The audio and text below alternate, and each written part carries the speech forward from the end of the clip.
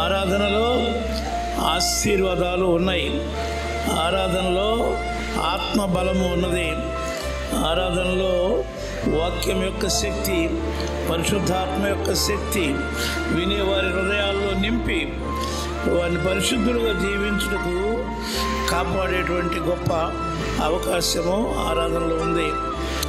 ఆరాధన అంటే ప్రభువుకి సమస్తము పెంచుకొని రోమపత్రిక 12వ అధ్యాయంలో చెప్పబడిన రీతిగా మన శరీరములను ప్రభువుకు సమర్పించుకొని మనం సజీవ సాక్షులుగా జీవించి ఉండి ప్రభువు సాక్షులుగా జీవించి ఉండేటువంటి జీవితాన్ని దేవుడిచ్చినందుకు కృతజ్ఞత కలిగి ఉండాలి.